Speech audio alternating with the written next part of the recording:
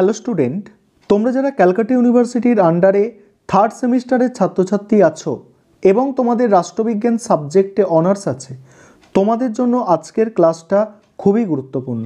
আজকের ক্লাসে তোমাদের SECA-1 পেপার থেকে একটি গুরুত্বপূর্ণ বড় প্রশ্নের উত্তর নিয়ে আলোচনা করব। প্রশ্নটা কি? প্রশ্নটা হচ্ছে এফআইআর লেখার পদ্ধতি। প্রশ্ন হচ্ছে এফআইআর লেখার পদ্ধতি, অর্থাৎ বিভিন্ন টপিকের ওপরে বা বিভিন্ন বিষয়ের ওপর যদি তোমাদের পরীক্ষায় এফআইআর লিখতে বলা হয়, তোমরা কিভাবে গুছিয়ে নিয়ম অনুযায়ী একটা এফআইআর লিখবে সেটা নিয়েই আজকের আলোচনা। আজকের ক্লাসটা তোমাদের জন্য খুবই গুরুত্বপূর্ণ, কারণ কি এই এফআইআর একটা তোমাদের পরীক্ষায় কিন্তু অতি অবশ্যই আসবে। সেটা যে কোনো টপিক নিয়ে এফআইআর লিখতে বলা হতে পারে তোমাদের। তাহলে আজকের ক্লাসটা সম্পূর্ণ প্রথম থেকে শেষ পর্যন্ত দেখবে। তবে আজকে এফআইআর লেখার তোমাদের পদ্ধতি তো বলে দেব, তার সঙ্গে সঙ্গে তোমাদের একটা প্রিভিয়াস ইয়ার্সের প্রশ্নে ছিল, তোমরা দেখেছো যে কলকাতার কলেজ স্ট্রিটে এসে তোমার সব মার্কশিটগুলি হারিয়ে যায়। এই বিষয়টির ওপর ভিত্তি করে তুমি একটি এফআইআরের খসড়া লেখো। এই প্রশ্নের অ্যান্সারটা তোমরা আজকের ক্লাসে পেয়ে যাবে।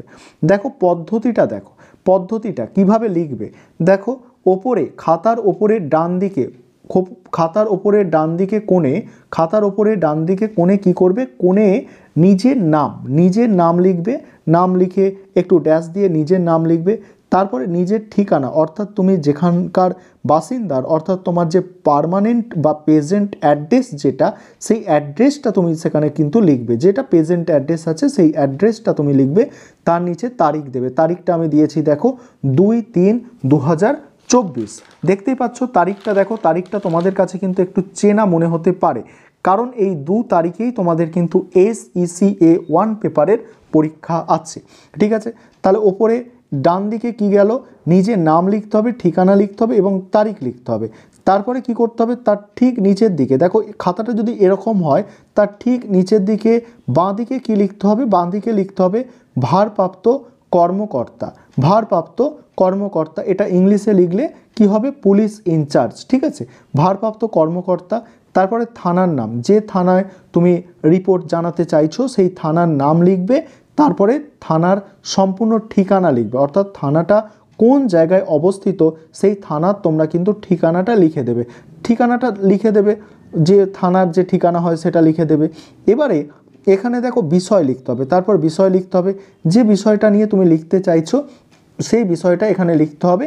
এখানে যে প্রশ্নের যে বিষয়টা ছিল সেখানে বিষয়টা কি, যে মার্কশিট হারিয়ে যাওয়া। ঠিক আছে, এখানে তুমি কি লিখবে, মার্কশিট হারিয়ে যাওয়া। এখানে বিষয়টা কি লিখছো তুমি, মার্কশিট হারিয়ে যাওয়া নিয়ে এফআইআর, এরকম লিখতে পারো, বা শুধু লিখতে পারো মার্কশিট হারিয়ে যাওয়া। ঠিক আছে, এবারে লেখা মানে মেন বিষয়বস্তু শুরু করা হবে।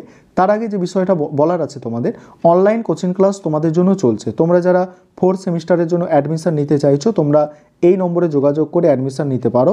9123005218 এই নম্বরে তোমরা যোগাযোগ করে অ্যাডমিশন নিতে পারো। তোমাদের সমস্ত রকমভাবে গাইড করা হবে সেক্ষেত্রে। ঠিক আছে, তোমরা যারা অ্যাডমিশন নিতে চাইছো নিতে পারো সেমিস্টার 4-এর জন্য।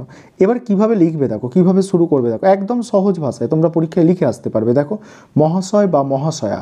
আর একটা রিকোয়েস্ট, ক্লাস কিন্তু পুরো দেখবে, তাহলে কি অন্যান্য টপিকগুলোর ওপরেও যদি লিখতে বলা হয় সেক্ষেত্রে লিখতে পারবে। দেখো, মহাশয় বা মহাশয়া। এবার লেখা শুরু করছি। দেখো, সবিনয় নিবেদন এই যে, আমি রাকেশ রায়, দক্ষিণ 24 পরগনার নস্করপুর গ্রামের বাসিন্দা। আমি বিবেকানন্দ কলেজের 3য় সেমিস্টারের ছাত্র।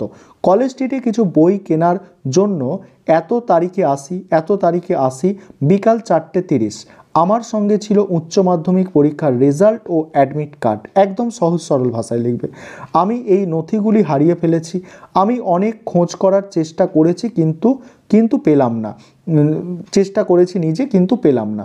তারপর প্যারা চেঞ্জ করে লিখবে, অনুগ্রহ করে আপনি আমার এফআইআরটি দ্রুত নথিভুক্ত করলে এবং আমার নথিগুলো খুঁজে দিলে আমি উপকৃত হব।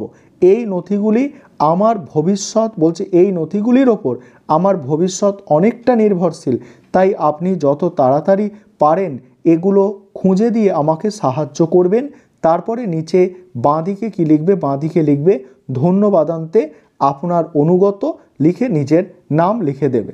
আরেকটা বিষয় তোমাদের এখানে বলার আছে যে এই যে স্ট্রাকচারটা তোমাদের জন্য লেখা হয়েছে, বিশেষ করে এখানে যে প্রত্যেকটা এফআইআর স্ট্রাকচার এরকমভাবেই হবে, তবে এই বিষয়বস্তুর কাছে কিন্তু চেঞ্জ হবে। তবে কোনো জিনিস হারিয়ে যাওয়া, সেটা যে কোনো জিনিস হতে পারে, সেটা পার্স হতে পারে, অর্থাৎ তোমার পার্স বা তোমার হতে পারে মোবাইল ফোন, যে কোনো জিনিস হারিয়ে যাওয়া, এরকম তোমাকে কিন্তু হারিয়ে যাওয়া, কোথায় হারিয়ে গেছে, কিভাবে হারিয়ে গেছে, কখন হারিয়ে গেছে, সেই বিষয়গুলো কিন্তু উল্লেখ করে দিতে হবে। আশা করি এই বিষয়টা তোমরা দেখে অনেকটাই উপকৃত হয়েছো। আর অবশ্যই ভিডিওটা নিজেদের বন্ধুবান্ধবদের মধ্যে একটু শেয়ার করে নেবে, কারণ এই প্রশ্নের উত্তরটা কিন্তু সবার কাছে লেখা নেই বা সবাই কিন্তু গুছিয়ে লিখতে পারছে না। তাই তোমাদের বলবো যে তোমরা অবশ্যই নিজেদের বন্ধুবান্ধবদের মধ্যে একটু ভিডিওটা শেয়ার করে নেবে।